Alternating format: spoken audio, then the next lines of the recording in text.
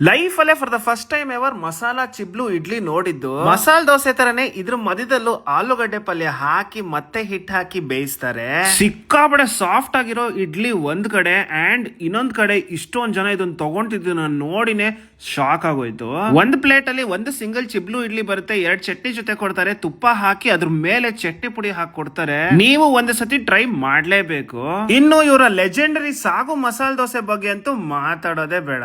ಅಂದಾಜು ಸುಮಾರು 90 ವರ್ಷದ ಇತಿಹಾಸ ಹೊಂದಿರೋ ಈ ದೋಸೆ ಮೈಸೂರ್ದು ಐಕಾನಿಕ್ ದೋಸೆ ಅಂದ್ರೆ ತಪ್ಪೇ ಇಲ್ಲ. ಯಾವ ಕ್ರೇಜಿ ಫ್ಯಾನ್ ಗಾದ್ರೂ ಈ ಬೆಣ್ಣೆ ಸವರ್ತಿರೋದ್ ನೋಡಿದ್ರೆ ಗೊತ್ತಾಗ್ಬಿಡ್ಬೇಕು ಯಾವ ದೋಸೆ ಇದು ಅಂತ.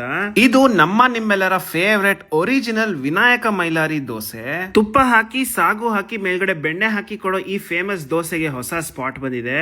ಇದೆರಡೂ ಅಲ್ಲದೆ ಇಲ್ಲಿ ಮಶ್ರೂಮ್ ರೈಸು, ಪೂರಿ, ರವೆ ಇಡ್ಲಿ ಹೀಗೆ ಹಲವಾರು ಐಟಮ್ಸ್ ಇದೆ. ನಮ್ಮ ಬೆಂಗಳೂರಿಗೆ ಕಾಲಿಟ್ಟು ಪ್ರೈಮ್ ಲೊಕೇಶನ್ ಆದ ಇಂದಿರಾನಗರ್ ಅಲ್ಲಿ 3 ಫ್ಲೋರ್ ಬಿಲ್ಡಿಂಗ್ ನ ಓಪನ್ ಮಾಡಿದ್ದಾರೆ. ಗ್ರೌಂಡ್ ಫ್ಲೋರ್ ಅಲ್ಲಿ ಸೆಲ್ಫ್ ಸರ್ವಿಸ್ ಇದ್ದು ಅದನ್ನೇ ತಗೊಂಡು ಮೇಲ್ ಹೋಗಿ ಕುತ್ಕೊಳ್ಳಕ್ಕೆ ಫಸ್ಟ್ ಫ್ಲೋರ್ ಅಲ್ಲೂ ವ್ಯವಸ್ಥೆ ಮಾಡಿದ್ದಾರೆ. ಇನ್ನು 3rd ಫ್ಲೋರ್ ಅಲ್ಲಂತೂ ಒಳ್ಳೆ ಫೈನ್ ಡೈನ್ ರೆಸ್ಟೋರೆಂಟ್ ತರ ಸರ್ವಿಸ್ ಇರೋ ಸೆಕ್ಷನ್ ಇದೆ. ಸಂಡೇ ಬೆಳಗ್ಗೆ 10 ಗಂಟೆಗೆ ಹೋಗಿದ್ದು ನಾವು ಹೋದಾಗ 15 ನಿಮಿಷ ವೇಟಿಂಗ್ ಇತ್ತು. ಮೈಲಾರಿ ದೋಸೆ ನಮ್ದು ಪಂಚಪ್ರಾಣ. ಬೆಂಗಳೂರಿಗೆ ಬಂದಿದ್ದು ತುಂಬಾನೇ ಖುಷಿ ಆಯ್ತು. ಅದ್ರ ಮೇಲೆ ಅದೇ ಕನ್ಸಿಸ್ಟೆನ್ಸಿ ನಾವು ಮೇಂಟೈನ್ ಮಾಡ್ತಾ ಇದಾರೆ. ಸಕ್ಕದಾಗಿದೆ, ಮಿಸ್ ಮಾಡ್ಬೇಡಿ. ವಿಡಿಯೋನ ಸೇವ್ ಮಾಡ್ಕೊಳ್ಳಿ. ಇದೇ ವೀಕೆಂಡ್ ಹೋಗಿ ಮಿಸ್ ಮಾಡ್ತಿರೋ ಮೈಲಾರಿನ ಎಂಜಾಯ್ ಮಾಡಿ.